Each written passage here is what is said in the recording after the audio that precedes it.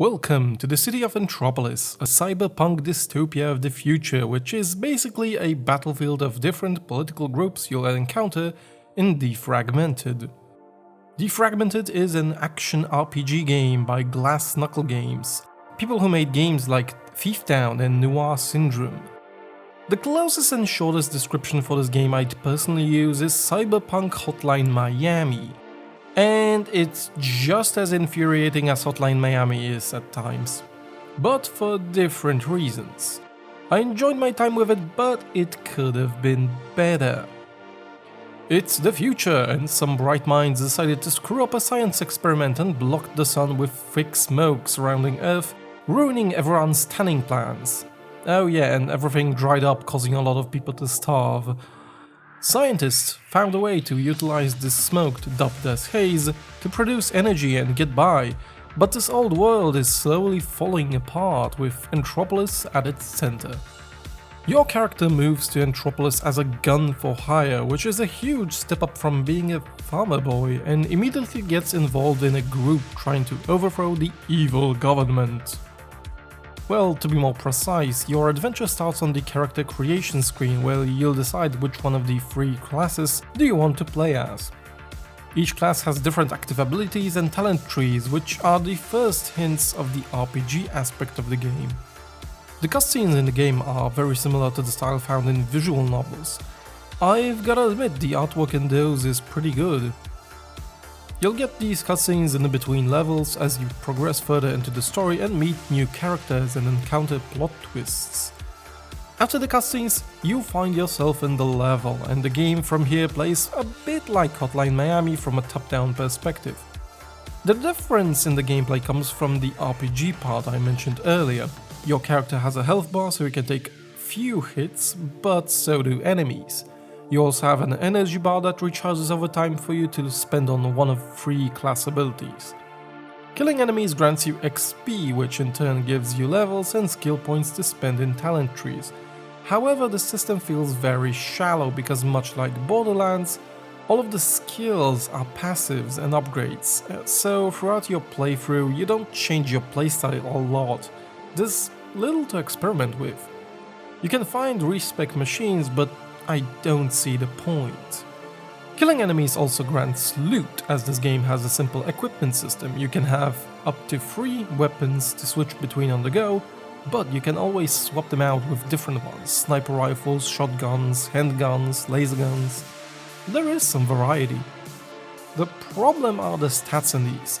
Often I switch to a better weapon just to find out that it's actually worse in use, and I could not tell why. The game hints you at the DPS of the weapons, but I personally haven't found it helpful, as I felt that a lot of weapons just outright miss. So let's talk a little bit about the combat itself. I've gotta be honest though, it's a mixed bag. I very much welcome the idea of switching up weapons on the go, adjusting to the situation at hand and using skills during combat. It felt really engaging. I'll start with the most nitpicky, subjective and personal issue. The aiming cursor. For some reason it's an arrow instead of a crosshair, which I personally would find more fitting. But the second part is just awkward. Your aim is offset a little away from the cursor at all times. Your shots go in a line drawn by the laser sight of your weapon, but if you try to click on the enemy to shoot, you might miss a little. It's just weird, and I don't understand why wouldn't those match up. Second of all, the shooting accuracy. It's all over the damn place.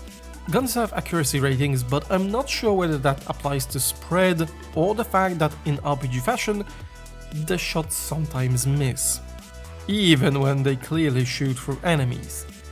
This is really bad, as it leaves the outcome of some combat factors to RNGs rather than tactical and skillful eliminations of targets.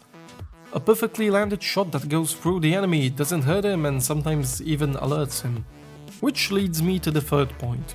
The somewhat brain-dead AI. They have a simple back and forth walking pattern and eyes on their backs. Yep, there's no kind of sight for these guys. You can forget about sneaking behind them, as the moment you're in their range, they instantly turn around and shoot you in the face with no time to react.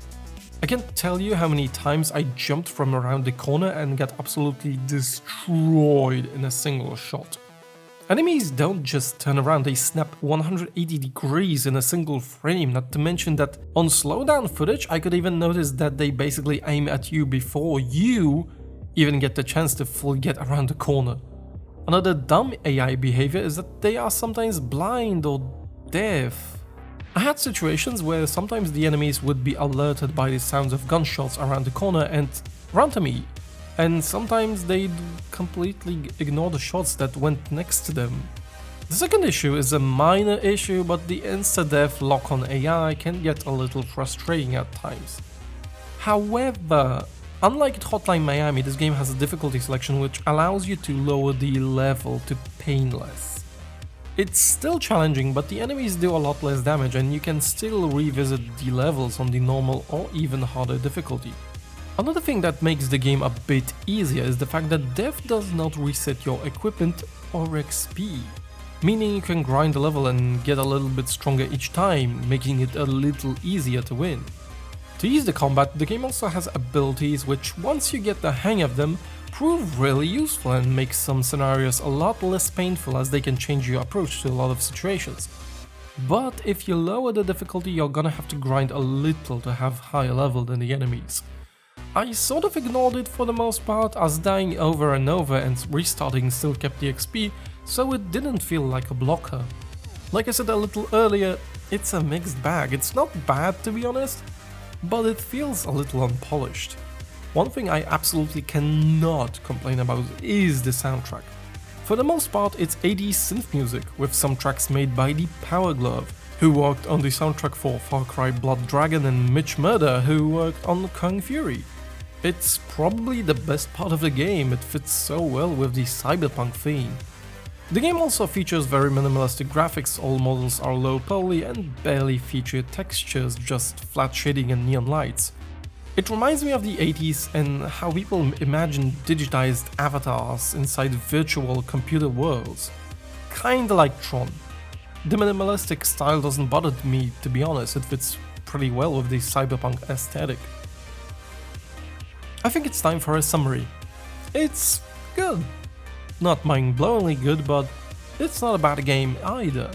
Defragmented is far from being perfect and it probably could use a little more polish, but I've enjoyed my time spent with it, even though a lot of this game was me angrily repeating the same levels over and over again. It's repetitive, but with different randomized weapons and ability usage. Only death is repetitive, as the approaches change. Thanks for watching. And if you enjoyed this video, leave a like, maybe consider subscribing? I do also read reviews from time to time, but mostly cover indie games. See you next time.